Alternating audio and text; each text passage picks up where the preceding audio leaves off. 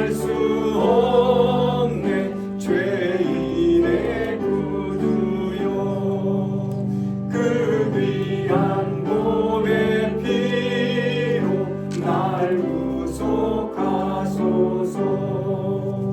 구주의 사랑으로 흘리신 보혈이 내 소망 나의 위로 내 영광 됩니다 주 없이 살 수 없네 나 혼자 못 서리 힘없고 부족하며 지혜도 없도다 내 주는 나의 생명 또 나의 힘이라 주님을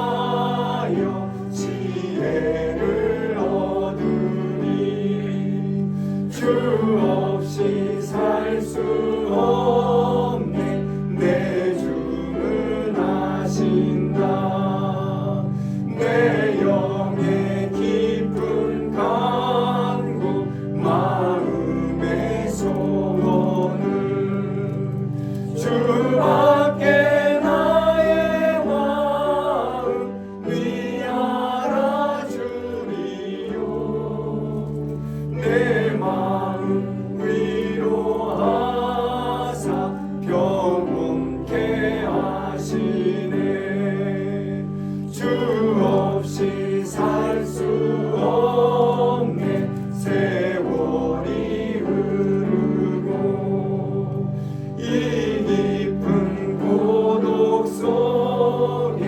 내 생명 끝나도 사나운 풍랑일 때 날 지켜주시니 내 곁에 계신 주님 늘 힘이 됩니다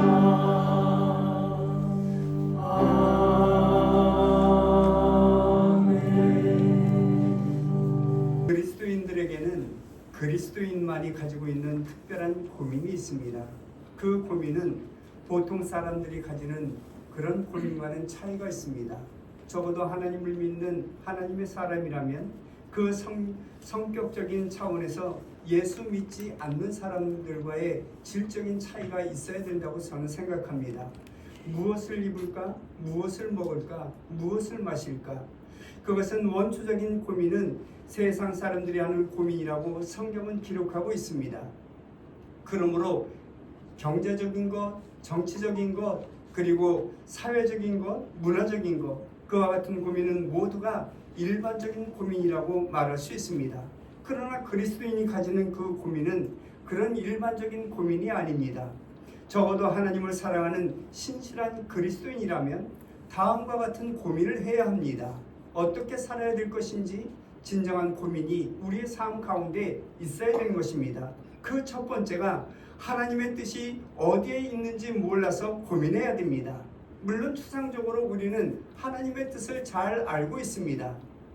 진리와 선과 그리고 사랑과 의 그리고 그 희생과 하나님의 말씀을 전파하는 전도와 선교 그리고 하나님께서 기도하라 명하셨기 때문에 기도하는 것 그리고 하나님의 말씀을 묵상하라 하셨기에 묵상하는 것 이것이 하나님의 뜻이라고 우리는 알고 있습니다. 그러나 모르는 것이 있습니다. 나에게 향한 하나님의 구체적인 뜻이 도대체 무엇인가? 여기에 대해서 우리는 알지 못한다는 것입니다. 하나님 어디로 가야 됩니까?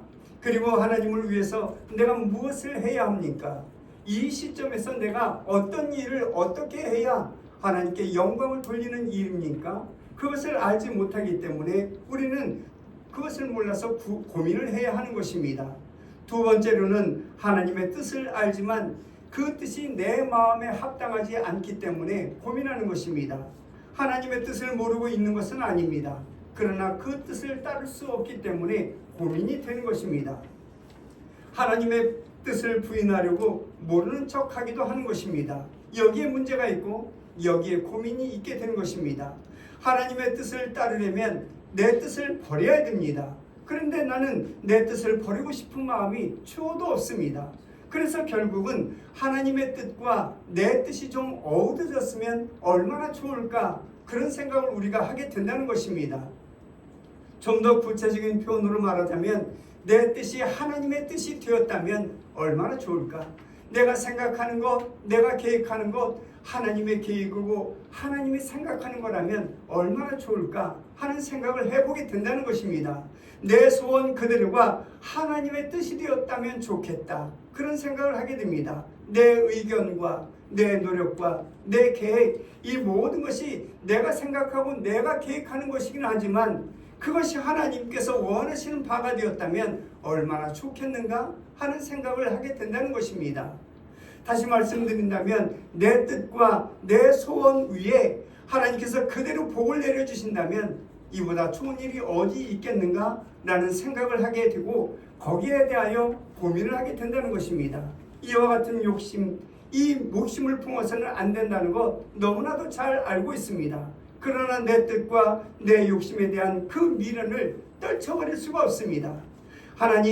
하나님께서는 나에게 이 자리를 떠나라고 분명히 명령하고 있지만 나는 이 자리를 떠날 수가 없습니다. 이 자리가 복된 자리인 것 같고 이 자리가 은혜의 자리인 것 같기 때문에 그 자리를 떠나고 싶어 하지 않습니다.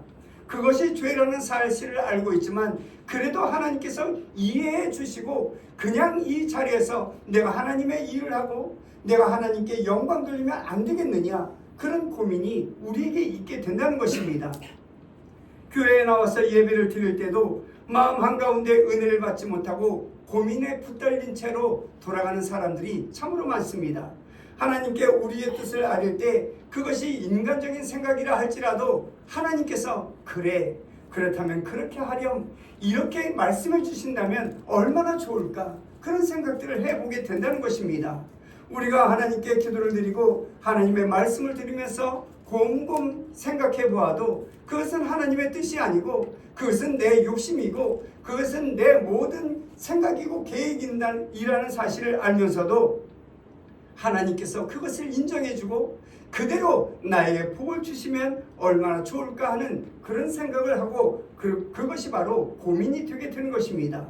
그렇다고 해서 내 길과 내 뜻을 고치거나 버리고 싶은 마음은 추호도 없습니다. 그러면서 마음 한켠에서는 분명 하나님께서 나의 이러한 모습이 잘못된 모습이라고 말씀하실 텐데, 잘못된 일이라고 지적하신 일일 텐데, 그런 사실을 알게 되면서 참으로 많은 갈등과 고민이 생기게 되는 것입니다. 그래서 교회에 나왔다가 더 큰 고민을 안고 돌아가게 되는 것입니다. 이것이 바로 그리스도인이 가지는 고민입니다. 이스라엘 백성들에게는 몇 가지 문제가 있었습니다. 그 첫 번째 문제가 선지자의 말씀이 더 이상 들려오지 않는 데 있었습니다. 선지자의 말씀이 끊어진 것입니다. 선지자의 말씀을 통하여 하나님의 뜻을 알고 선지자의 말씀을 통하여 하나님의 말씀을 듣는데 중간중간 끊어지는 것입니다. 그것이 몇 년 혹은 몇백 년 그렇게 이어지게 되는 것입니다. 선지자를 통하지 아니하고는 하나님의 말씀을 들을 길이 없습니다. 또한 선지자의 말씀을 들을 수 없을 때가 민족적으로는 가장 위기의 시기였고 또한 그 말씀이 들려오지 않을 때 가장 어려운 그런 고통에 당하는 그런 시기였습니다. 두 번째 문제는 선지자의 말씀이 전해지는데도 불구하고 그 선지자의 말씀을 듣지 않는데 문제가 있었습니다. 에스겔서 2장 말씀을 보시면 하나님께서 에스겔 선지자를 이스라엘 백성들에게 보냅니다. 그리고 그 하나님의 말씀을 전하라고 말씀하고 있습니다. 에스겔서 2장 4절 5절 말씀을 보시면 이 자손은 얼굴이 뻔뻔하고 마음이 굳은 자니라. 내가 너를 그들에게 보내노니 너는 그들에게 이르기를 주 여호와의 말씀이 이러하시다 하라. 그들은 패역한 족속이라. 그들이 듣든지 아니 듣든지 그들 가운데 선지자 있음을 알지니라. 이렇게 말씀하고 있는 것을 보게 됩니다. 이렇듯 이스라엘 사람들은 한편으로 하나님의 말씀을 듣기를 원하지만 하나님의 말씀을 들려올 때 그 말씀을 거부하고 그 말씀에 순종하지 않더라는 것입니다. 순종하지 않는 거기에 고민이 있었습니다. 그것이 그들이 안고 있는 문제였습니다. 최근 들어 우리가 살고 있는 이 시대에도 문제가 있고 고민이 있습니다.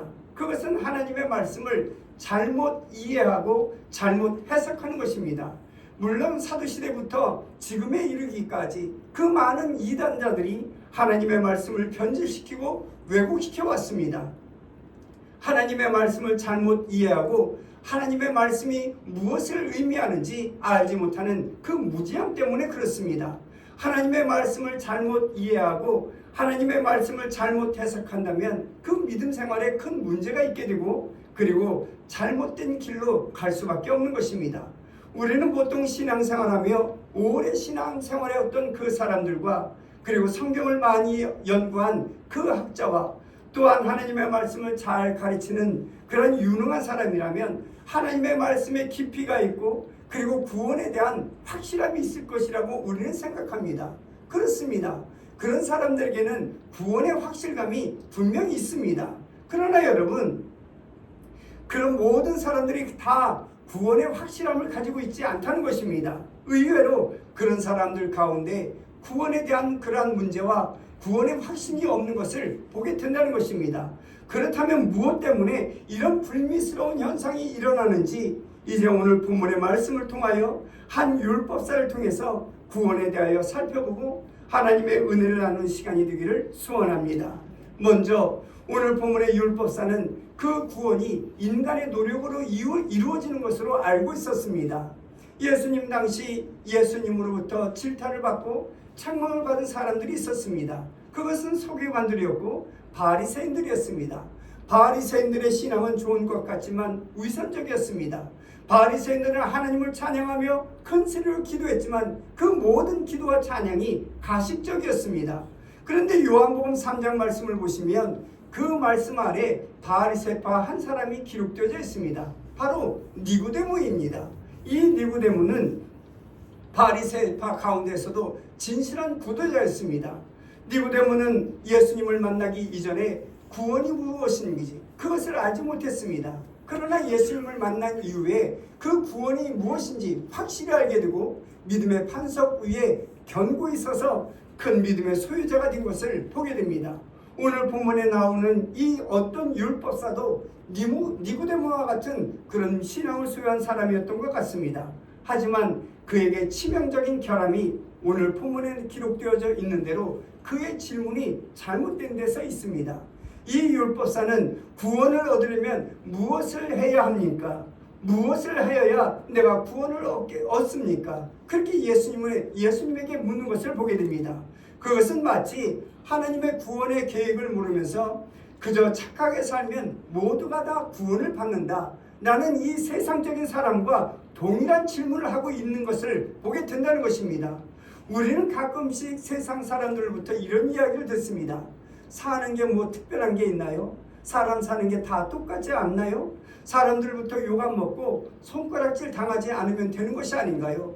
내가 가지고 있는 이 물질로 불쌍한 사람을 도우면 나중에 죽어서 좋은 곳 가는 것이 아닌가요? 꼭 교회를 다녀야 되나요? 왜 그렇게 교회를 다녀야 된다고 그렇게 강조하고 있나요? 교회가 이 세상의 빛이 되고 이 세상의 소금이 된다면 당연히 교회를 다니겠지만 이 세상에 볼 때 예수 믿는 사람, 나보다 못된 사람이 많고 예수 믿는 사람들 중에 나보다 참으로 악한 사람들이 얼마나 많은지 몰라요. 그럼에도 불구하고 내가 꼭 교회를 다녀야 구원을 받나요? 내가 교회를 다니지 않고 구원을 받을 수 있는 것은 아닌가요? 왜 세상 사람들이 이런 질문을 하고 있느냐? 이것입니다. 오늘 본문의 이 율법사도 오늘날 세상 사람들과 다를 바가 없는 구원의 의식을 가지고 있는 것을 보게 됩니다. 우리는 세상에서 그 어떤 사람도 자기 스스로의 그 선행으로 인하여 구원받지 못한다는 사실을 우리는 기억해야 할 것입니다. 내가 아무리 착한 일을 하고 선한 일을 한다 할지라도 예수 그리스도의 그 공로가 아니면 우리는 구원의 길로 들어설 수가 없는 것입니다. 천국으로 가는 티켓은 오직 하나입니다. 믿음뿐입니다. 예수 그리스도를 믿는 그 믿음이 없이는 결코 그 나라에 임할 수가 없는 것입니다. 그러므로 율법사의 질문은 그 구원에 이르려면 우리가 무엇을 해야 합니까? 이렇게 묻기 이전에 우리가 구원에 이르려면 어떻게 해야 합니까? 그런 질문이 우선시 되어야 한다는 것입니다. 우리의 행위로는 구원의 문제가 해결되지 않기 때문에 그렇습니다. 우리가 아무리 발버둥을 친다 할지라도 예수 그리스도의 그 공로가 아니면 구원에 이를 수가 없습니다.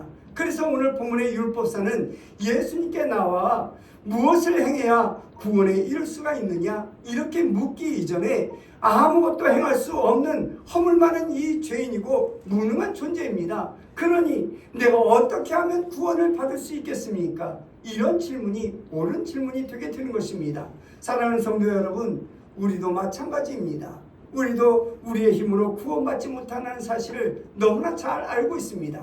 우리는 우리의 무능함과 우리의 무익함과 그리고 우리는 이 구원에 대하여 아무것도 할 수 없는 존재라는 사실을 주님 앞에 고백해야 합니다. 나는 무능한 존재이오니 나를 긍휼히 여겨주시고 나를 불쌍히 여겨주셔서 이 구원의 반석에 이르게 해 주옵소서. 이런 고백이 우리의 입술의 고백이 되어야 되는 것입니다. 그런 고백이 우리의 입술의 고백이 되시기를 주님의 이름으로 간절히 축원합니다. 또한 오늘 본문의 율법사는 위선적인 의에 만족하고 있는 것을 보게 됩니다. 오늘 본문의 율법사는 자신의 행위와 노력으로서 구원에 이르고자 했기 때문에 당연히 그 위선의 허물로 치장할 수밖에 없었던 것입니다. 예수님의 율법사에게 묻습니다. 율법에 무엇이라 기록되어져 있느냐? 이렇게 묻습니다. 예수님께서 이렇게 묻는 이 율법은 지금 주님께서 말씀하시는 그 율법에 대한 핵심적인 내용이었습니다. 그 율법사가 가지고 있는 율법의 지식은 참으로 해박했습니다. 그러나 문제는 그 위대한 계명을 자신이 마치 모두 다 지키고 있는 것처럼 그렇게 자신만만한 태도를 보이고 있다는 것입니다. 오늘 보면 27절 말씀을 보시면 이 율법사가 이렇게 대답합니다. 대답하여 이르되 내 마음을 다하며 목숨을 다하며 힘을 다하며 뜻을 다하여 주 너의 하나님을 사랑하고 또한 내 이웃을 내 자신과 같이 사랑하라 하였나이다. 이렇게 자신만만하게 대답합니다. 이것은 마치 내가 모든 율법을 다 지키고 있는데 무슨 문제라도 있나요? 그런 의구심을 갖는 그런 대답임을 보게 된다는 것입니다. 하지만 그 율법사가 지킨다는 것은 사람의 힘으로는 도무지 불가능한 일인 것입니다. 그럼에도 불구하고 그 율법사는 어떻게 해서든지 이 율법을 준수해야 된다, 준수해야 구원에 이룰 수 있다는 믿음을 가지고 있었습니다. 그래서 억지로나마 이 율법에 충족한 삶을 살기 위하여 아마도 노력했을 것입니다. 그러다 보니 여러분, 하나님의 율법이 피상적으로 이해되는 것뿐 차츰차츰 외식적이고 차츰차츰 가식주의적이고 형식주의적으로 끝나게 되고 말게 된다는 것입니다. 우리는 오늘 본문에서 말씀하고 있는 이 율법사의 이 모든 예가 먼 시대에 있을 법한 진부한 이야기라고 그렇게 치부해버려서는 안 될 것입니다. 오늘날 이 복음시대에 살고 있는 우리 중에서도 복음의 그 율법의 어두운 그림자에서 헤어나지 못하고 예수 그리스도의 그 은혜와 그 사랑 안에 밝은 빛에서 살아가지 못하는 사람들이 너무나 많기 때문에 그렇습니다. 더군다나 교회의 지도자들이나 신앙의 연륜이 깊은 사람들, 그 사람들이 종교적인 이 매너리즘에 빠지게 된다면 복음의 알갱이는 다 없어지게 되고 형식적이고 위선적인 그 믿음과 위선적인 신앙으로 살아가게 된다는 것입니다. 그런 매너리즘에 빠지게 된다면 위선적으로 예배드리고 형식적으로 예배드리고 형식적인 믿음과 형식적인 그 신앙을 가지고 내 신앙이 마치 하나님 앞에 위대한 신앙이처럼 그렇게 보여지게 되는 것입니다. 뿐만 아니라 하나님의 은혜의 실체는 다 사라져버리고 형식과 위선만 그 탑을 쌓기에 급급하게 된 것을 보게 된다는 것입니다. 이처럼 교회가 그리고 사랑하는 성도들이 복음의 참된 실상과 핵심을 망각하게 된다면 형식적인 신앙을 할 수밖에 없는 것입니다. 그러므로 여러분, 우리는 하나님 앞에 늘 연약함을 인정하고 하나님의 도움을 간구하여 위선적인 그 신앙을 탈피하고 오직 진실하게 하나님의 사람으로 믿음으로 살아가는 하나님의 사람들이 되시기를 주님의 이름으로 간절히 축원합니다. 또한 세 번째로는 오늘 본문의 율법사는 편협한 독선주의에 사로잡혀 있는 것을 보게 됩니다. 하나님과 이웃을 사랑하는 그 율법의 대계명 앞에서 주님께서는 행하라 이렇게 말씀하고 있는 것을 보게 됩니다. 행하라 그리하면 살리라 라고 말씀하고 있습니다. 그 율법사는 자신의 그 전적인 무능함을 인정해야만 했습니다. 그런데 인정하지 않고 있는 것을 보게 됩니다. 왜냐하면 그 율법의 이 대계명이 무엇인지 그는 알지 못했기 때문에 그렇습니다. 그 계명의 요구를 만족시킬 정도로 실천하며 살아간다는 것은 인간으로서는 불가능한 일입니다. 그럼에도 불구하고 오늘 본문의 이 율법사는 29절에 이와 같이 말씀하고 있는 것을 보게 됩니다. 29절 말씀입니다. 그 사람이 자기를 옳게 보이려고 예수께 여짜오되 그러면 내 이웃이 누구니이까? 이렇게 예수님께 질문을 던지고 있는 것을 보게 됩니다.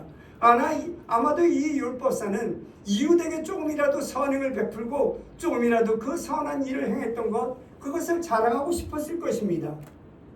우리는 수없이 많은 하나님의 은혜를 받고 살아가는 하나님의 백성들입니다.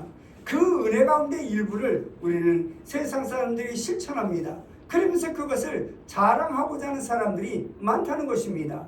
하나님의 은혜가 너무나도 무궁무진한데 그 일부를 떼어서 이 세상 사람들에게 은혜를 베풀므로 말미암아 내가 하나님의 은혜 가운데 살고 하나님의 은혜를 나누며 살아가고 있다고 그렇게 자랑하며 살아가고 있습니다. 하나님께서 이렇게 말씀하셨는데 나는 그 하나님의 말씀을 듣고 이렇게 행하였노라 그렇게 자랑하는 사람들이 너무나도 많다는 것입니다. 마치 하나님의 명령을 대하여 절대적으로 순종하는 사람처럼 그렇게 말을 하고 있다는 것입니다. 하지만 하나님의 은혜가 없으면 이 모두가 다 빈 강정에 불과하다는 사실을 우리는 기억해야 할 것입니다. 그러므로 우리는 매일매일 하나님의 은혜를 간구하고 매일매일 하나님께서 베풀으시는 그 은혜를 사랑하고 그리고 하나님께서 내려주시는 그 은총으로 선행을 베풀며 살아가는 하나님의 사람들이 되어야 되는 것입니다. 늘 주님을 의지하여 하나님의 계명에 근접한 삶이라도 살아가기를 노력하는 하나님의 사람들이 되시기를 주님의 이름으로 간절히 축원합니다.